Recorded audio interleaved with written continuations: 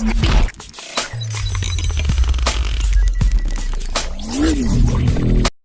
pagi, salam sejahtera untuk kita semua. Kami dari kelompok 7 akan mempresentasikan hasil diskusi kami. Saya Joanne Maya Cikita Bulan, NIM 71-2018-079. Evelyn Dina Yuditraida Turangan, NIM 71-2018-098. Ardianus AG 71-2018-198. Daniel Petrana Baban 71-2018-246. Pertama, agama-agama Timur memahami agama berdasarkan konteks. Konteks yang bermula dari praksis yang kemudian melahirkan konsep. Yang kedua, agama-agama Timur memahami bahwa agama itu adalah diri manusia.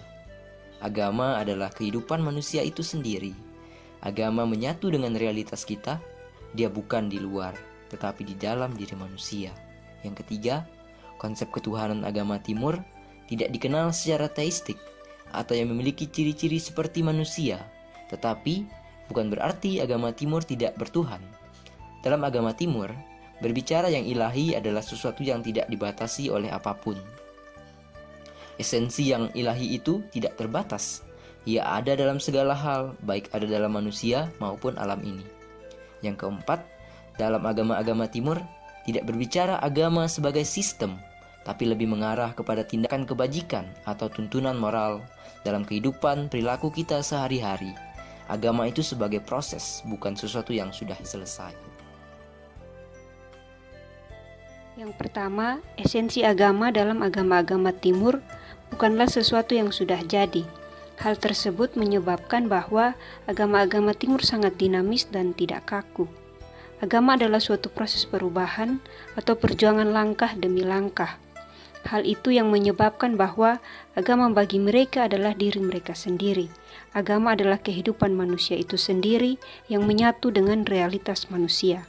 Yang kedua, esensi waktu dalam peradaban Timur memahami waktu terbaik adalah saat ini. Keabadian pun dianggap saat ini, bukan nanti. Waktu yang ada saat ini harus dihidupi dengan sebaik-baiknya untuk melakukan kebajikan dan dapat membawa perubahan ke arah yang lebih baik. Yang ketiga, peradaban Timur sangat merayakan perbedaan. Perbedaan merupakan bagian yang tak terpisahkan dalam kehidupan manusia. Oleh sebab itu mereka sangat merayakan perbedaan.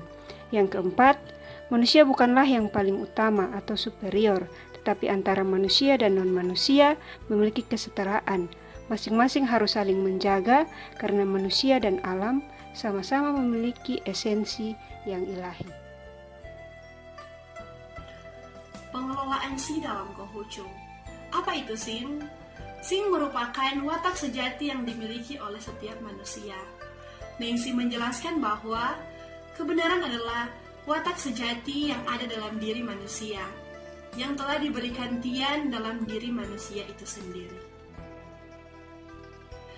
Dari pemaparan tentang pengelolaan Sing dalam Konghucu, kita dapat mengambil 6 poin penting, dan yang pertama yaitu esensi yang ilahi.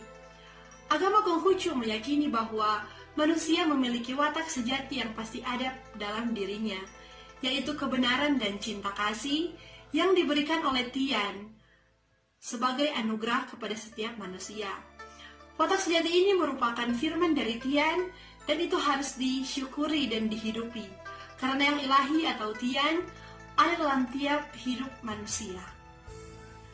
Poin yang kedua yaitu sikap terhadap kekuatan yang ilahi. Sikap terhadap kekuatan yang ilahi ini yaitu kita memiliki kesadaran untuk hidup sesuai hukum Tian, hidup dalam Dao, mengikuti dan menghidupi watak sejati bukan karena semata-mata takut akan hukuman, tetapi karena ada rasa syukur karena anugerah Tian yang ada pada dirinya. Contohnya, antara kata dan perbuatan itu harus selaras. Poin yang ketiga yaitu pengelolaan keinginan. Sing adalah benih yang harus ditumbuh kembangkan. Kita harus belajar dan berlatih untuk menemukan kebenaran itu. Ada tekad untuk melaksanakan dan kepatuhan untuk tidak melanggar. Karena dalam diri manusia terdapat dua unsur, yaitu badan yang manusiawi dan yang rohani atau Sing yang berasal dari sang Tia. Agar Sing dapat berkembang dan manusia menjadi makhluk yang sempurna, maka manusia harus tetap berada dalam jalan kebenaran atau jalan suci. Karena dalam diri manusia memiliki sifat hewani dan jika tidak dikendalikan akan menjadi sumber kelemahan, maka manusia membutuhkan tuntunan kehidupan untuk ada di dalam jalan kebenaran. Kebenaran adalah watak sejati manusia. Kebenaran adalah hukum. Hukum itu dibuat oleh Tian itu sendiri atas kenyataan yang ada di dunia ini. Terdapat 3 sancai atau 3 hakikat atau 3 hukum, yakni Tian, Di, Ren. Hukum Tian, yakni sifat kebajikan Tian. Hukum Di, yaitu hukum alam. Hukum Ren, yaitu watak sejati manusia. Ketiga hal tersebut harus kita hidupi agar terjadi keseimbangan antara manusia dan alam ini, sehingga tentunya akan berakibat kepada keharmonisan hubungan antara Tuhan, manusia, dan alam ini. Shalom untuk kita semua.